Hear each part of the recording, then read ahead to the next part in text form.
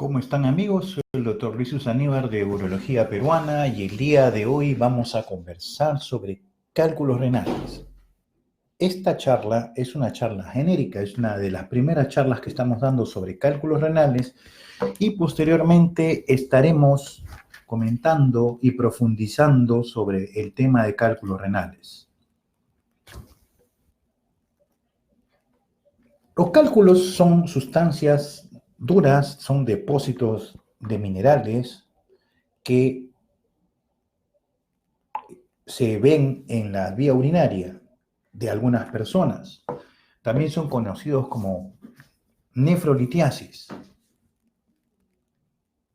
Se ve mucho en personas que tienen orinas concentradas. Se estima que un 10% de la población va a tener orina concentrada y de ese 10%, nuevamente un 10% va a formar cálculos. Es decir, un 1% de la población general tiene la tendencia a formar cálculos. Es considerada una enfermedad metabólica, así como la enfermedad de hipertensión o de la diabetes, y tiene mucha relación inclusive con el síndrome metabólico. Muchos de los cálculos salen de manera natural sin que nosotros nos demos cuenta. Es más, hay pacientes formadores de cálculos que por muchos años han eliminado las piedritas y sin embargo no se han percatado de ello. En algunos casos, simplemente con la ingesta de líquidos, el paciente va a eliminar los cálculos de manera natural por la orina. Ya cuando los cálculos se complican, cuando se atracan en la vía urinaria, cuando no es posible que salgan, es cuando los médicos podemos decidir que se haga algún tipo de cirugía. Los cálculos pueden estar alojados tanto en el riñón, en el uréter, en la vejiga o en la uretra. En el hombre es una ocasión muy dolorosa cuando el cálculo se aloja en el pene. Los síntomas de los cálculos son variados. En primer lugar, tenemos el dolor, que el dolor va a estar localizado en varias partes del cuerpo, en la zona posterior lumbar, debajo de la costilla, en la región costovertebral, tanto derecha como izquierda, y es usualmente un dolor que se localiza en esta zona y que migra o se va o se irradia hacia la zona delantera del mismo lado. Es decir, si uno tiene un dolor lumbar en la zona derecha, va a irradiarse, va a moverse ese dolor hacia la zona inguinal derecha e inclusive llegar hasta el testículo.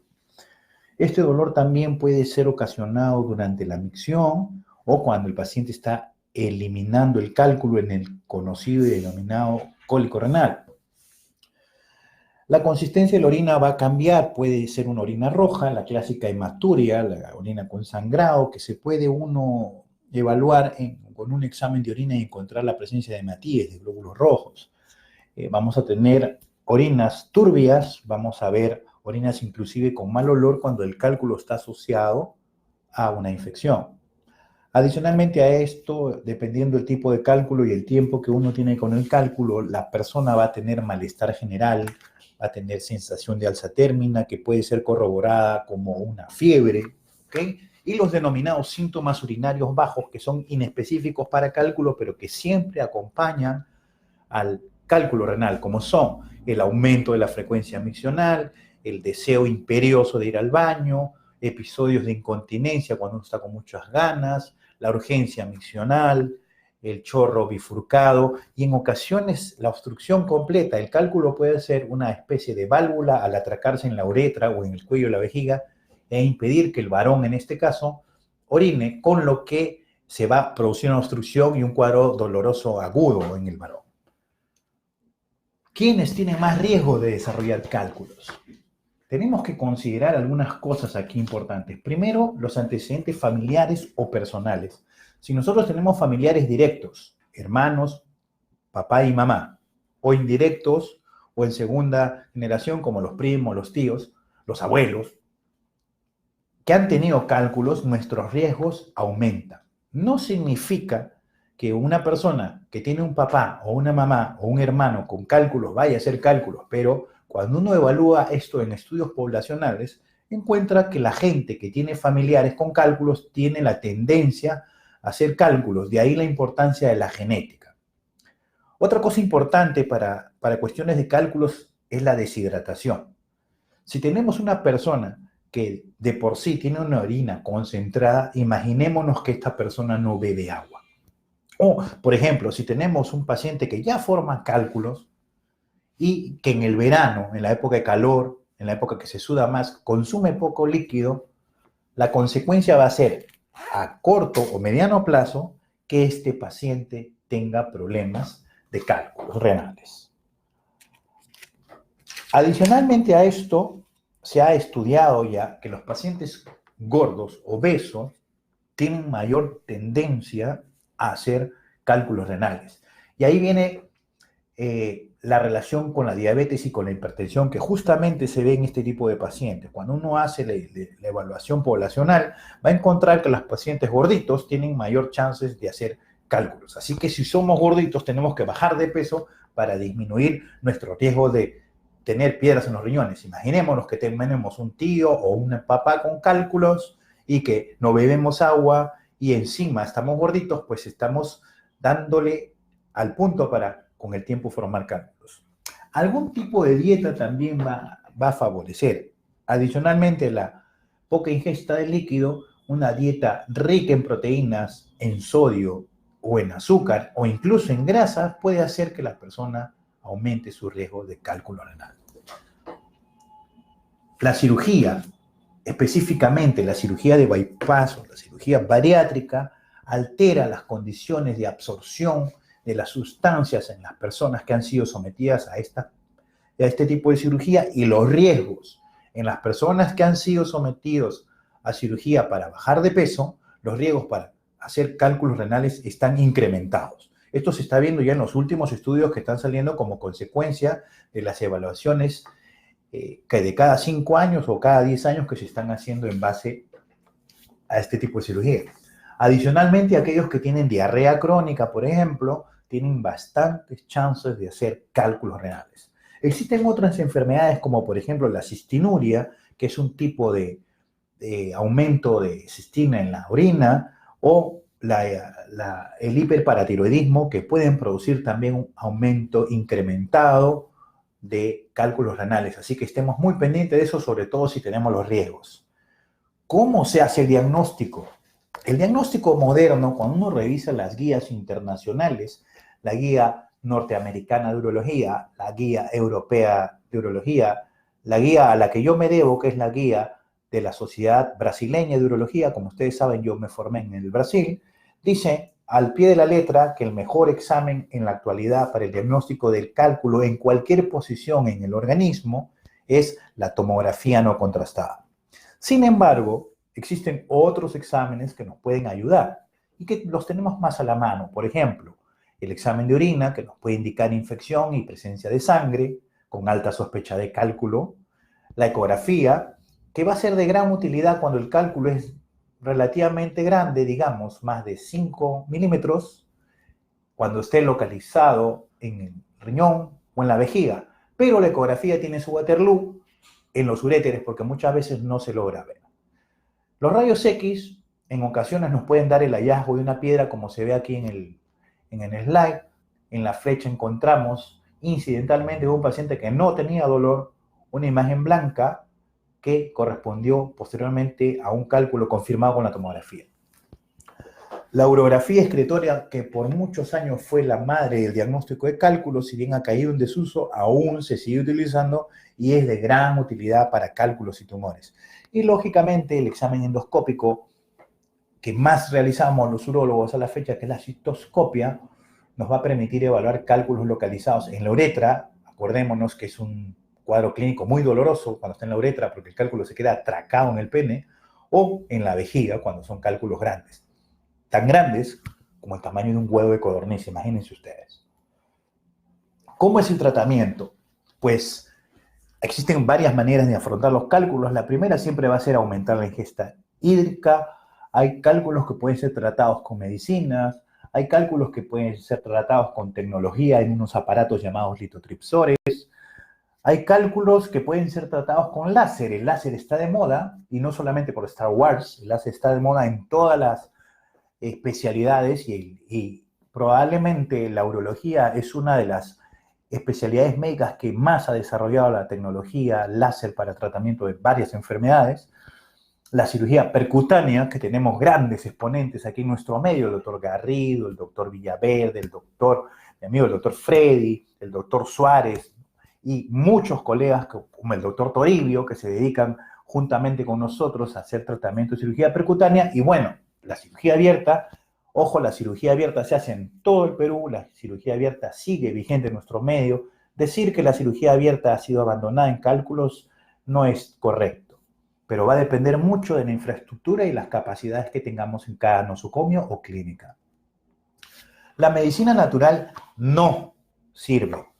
No existe ningún estudio a la fecha científicamente comprobado que demuestre que la medicina natural elimina los cálculos. Menos aún aquellas medicinas que tendenciosamente se venden para disolver los cálculos. Los cálculos no son fáciles de disolver, literalmente son piedras. Si fuera tan sencillo disolver un cálculo, pues los señores que venden medicina natural hablarían 3 idiomas y publicarían muchísimos libros sobre tratamiento de cálculos con medicina natural. Los sustentos científicos, cuando han sido utilizadas las medicinas naturales para disolver cálculos, no han dado resultado. Los medicamentos. Existen muchos protocolos en la actualidad. En el año 2002, 2003, cuando comenzaron los estudios para eliminar cálculos, ojo, no disolverlos, eliminar cálculos utilizando combinación de medicinas, salen en el año 2002, 2003. Nosotros hicimos un estudio en el Hospital Naval del Perú, en el año 2007, sobre expulsión de cálculos, lo que actualmente se llama tratamiento médico expulsivo y que está en todas las guías internacionales. ¿Es factible expulsar cálculos, señores? Sí, pero cierto tipo de cálculos. No todos los cálculos van a ser expulsados y tiene que ser bajo un protocolo médico adecuado. La litotripsia por ondas de choque cambió el panorama del tratamiento de cálculos. Antiguamente todo era cirugía. En los años 90 aparece esta tecnología que supone tratar cálculos entre 6 a 20 milímetros, idealmente en el riñón, en el uréter, con un poco menos de efectividad en la vejiga, y que va a depender mucho de la densidad. La litotripsia por ondas de choque, el paciente ingresa a una camilla especial, como vemos en el dibujo, y en 1 hora es sometido a unos golpes de ondas de choque, una tecnología moderna muy adecuada para el tratamiento de este tipo de cálculos, y el paciente se va a la casa caminando después de esa hora y va a eliminar un sarrito, que es el cálculo, ¿no? En ocasiones un sarrito rojo, porque puede haber hematuria después del tratamiento, pero esto va a depender mucho de la densidad. La densidad se calcula en base a la tomografía con un parámetro que se llama unidades Hadfield. Mientras más alto sea el parámetro, más difícil va a ser romper un cálculo por ondas de choque. Es por eso que es importante la tomografía para definir el tratamiento. Si la densidad es mayor a 800 o 1000, la posibilidad de que las ondas de choque rompan el cálculo es muy baja y lo que uno va a hacer es gastar el dinero de manera inadecuada, ¿no? Hay que estar muy pendientes de la densidad de los cálculos si queremos utilizar ondas de choque. El láser prácticamente es utilizado en cualquier parte de la vía urinaria para cálculos, tanto en la cirugía endoscópica, que supone ingresar al organismo por una vía natural, que es la uretra, por donde urinamos, y buscar el cálculo con una cámara de vídeo en la vejiga, en el uréter, e incluso en el riñón. Llegamos hasta el riñón con un ureteroscopio flexible, localizamos el cálculo como se ve en el dibujo y lo pulverizamos inmediatamente con el uso del láser. El láser cambió completamente el panorama del tratamiento de cálculos con los años. Cada vez se han ido perfeccionando más las técnicas, cada vez los aparatos han ido siendo más delgados, lo que permite llegar más arriba en el riñón, y en nuestro medio hay muchos hospitales, nosocomios y clínicas, con los colegas que conversé hace un poco, que están dedicados al tratamiento láser junto con nosotros. La cirugía percutánea se utiliza generalmente para cálculos que yo llamo gigantes, aquellos cálculos de 2 centímetros a más, aquellos cálculos que ocupan todo el riñón, y se llama percutánea porque se hace a través de la piel, percutánea. Uno ingresa al riñón literalmente a través de la piel en la zona lumbar, se hace una incisión de 1 centímetro más o menos, y a través de esa incisión se ingresa con una cámara muy fina, se localiza el cálculo y se rompe. Esta cirugía percutánea es una cirugía muy delicada, es una cirugía que tiene que ser realizada en manos muy especializadas. En nuestro medio hay varias tendencias, hay varios grupos trabajando en hospitales del Estado, tanto del Ministerio como de Salud, realizando excelentes cirugías, inclusive en niños. Eso ha sido todo por hoy, amigos. Espero que les haya gustado la charla. Pronto estaremos profundizando sobre cálculos, sobre diagnóstico, sobre tratamiento. Vamos a hablar de cada tipo de tratamiento. No se olviden, pueden ubicarnos en nuestras redes como Urología Peruana, en el Facebook, en el Twitter, en el YouTube, en el Instagram. Escribirnos al correo ingresando a nuestra página web de urologiaperuana.com. Esto ha sido todo por hoy. Espero que la charla les haya sido de su agrado. Nos vemos. Hasta la próxima. Chau.